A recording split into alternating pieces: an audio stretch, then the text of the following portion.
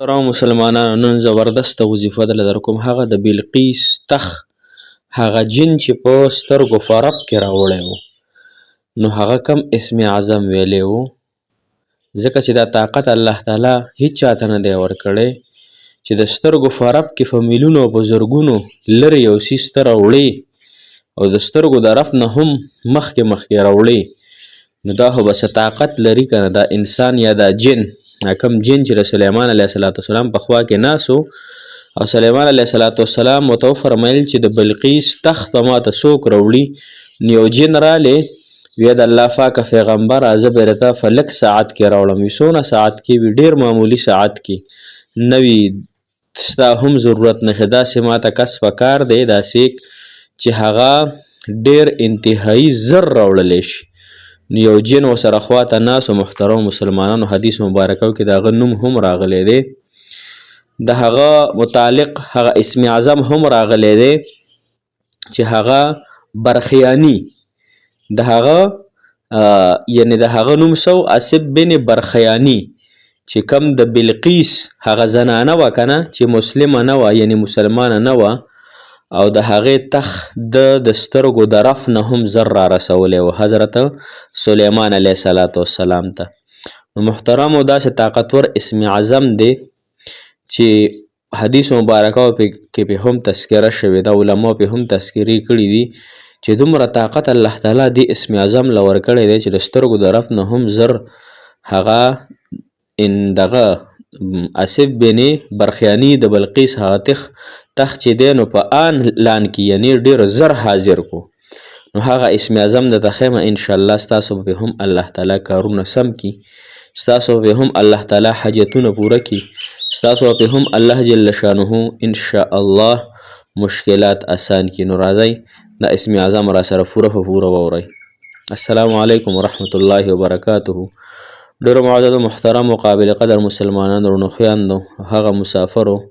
کم چې بهر وطنونو کې ژوند کوي، مسافر دي، الله تعالی دغه ټولو مسافرو ته ډېره اوږده زندګي د صحت او عافیت والا ورکړي. دغه مسافر که ستاسو کورونو کې دي او که ستاسو په ګاونډ کې دي او که ستاسو په رشته دارانو کې دي یا په خپله مسافر یا زما غږ اورئ، نو مسافر الله تعالی مو حامي او ناصر مددګار شه. مسافر الله تعالی د تاسو ته ډېرې خوشحالانې درکړي، تاسو زمونږ ډېر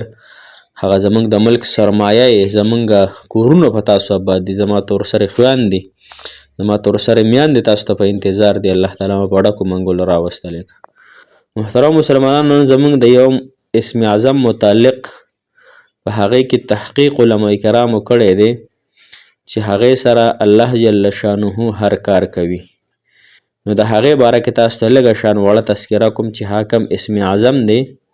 چې د بلقیس په تاسو پیژنئ یا نه، خو زه ته معمولي تذکره کوم چې تاسو یې وپیژنئ. دا د حضرت سلیمان علیه السلام په وخت کې یو باچه وه، یعنی د یو علاقې د یو ځای دا څه وه، حکمرانه وه، بادشاه وه. نو هغه هدهد چې کوم دی دا یو مرغۍ ده، هغه ګرځېدلو. نو سلیمان علیه السلام تپوس وکړو چې هدهد څه شو؟ دا موږ چې ورته ملا چرچک وایي، د اوږده شان مخوکه چي. نو نورو خلکو زناورو ورته ویل چې خو نشته، غیر حاضر دی. نو حضرت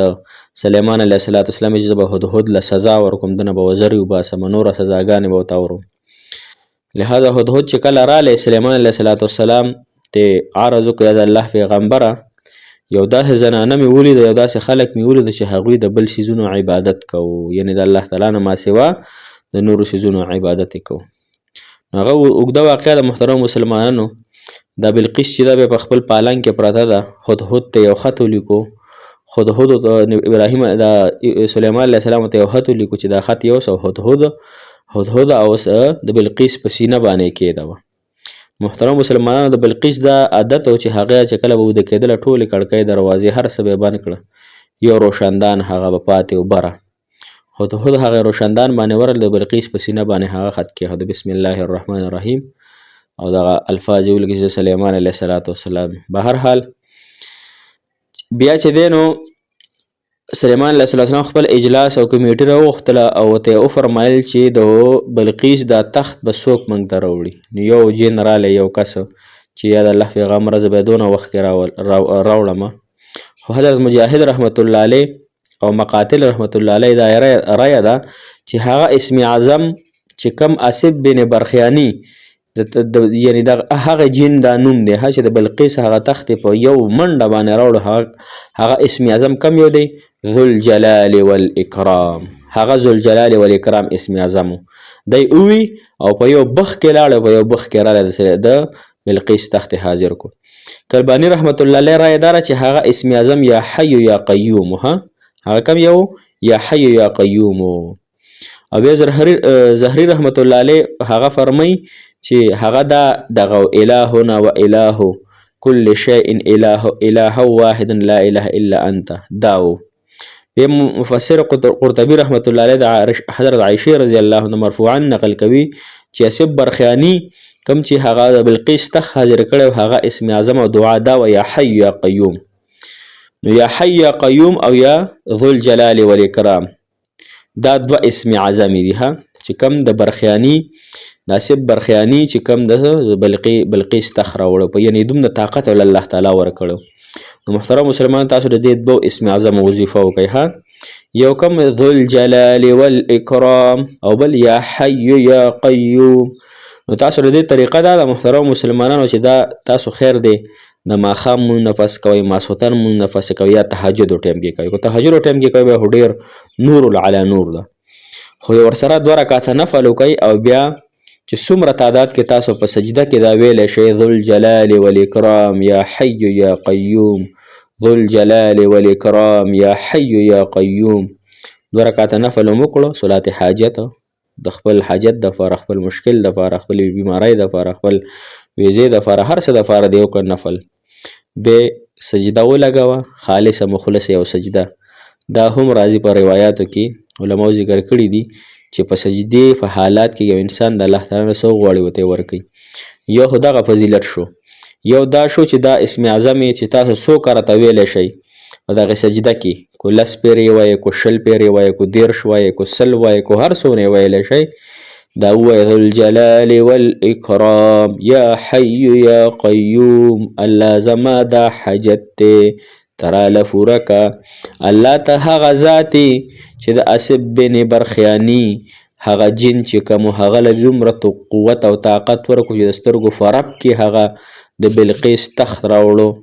نو الله زما په دې حاجت ته الله ته پوهی الله زما دا حاجت ته پوره کولی شي الله ستا په طاقت او قدرت شته دی الله زما دا حاجت هم پوره کړي الله ته به پوره کړي بل چاته الله نه ویم او نه سوال کوم الله ته مې الهي په تا مې کلکه بروسه او یقین دی چې ته به زما دا حاجت انشاءالله ضرور پوره کړي الله کو دې کار کې مې خیر نه وي د رشته کې د محبت کې د مینه کې د کاروبار کې د هر څه کې الله نو خیر دی الله د دې مال نعم البدل راکړي د دې په ذریعه باندې مال نعم البدل یعنی دې ښه بدله راته راکړي او الله زه ستا ډېر شکرګزاره بنده یم شکر سره به دا وظیفه کوئ 15 وخته مونځ سره به دا وظیفه کوئ انشاءالله محترمو الله تعالی نه امید ساتم چې ستاسو حاجات به الله تعالی پوره کړي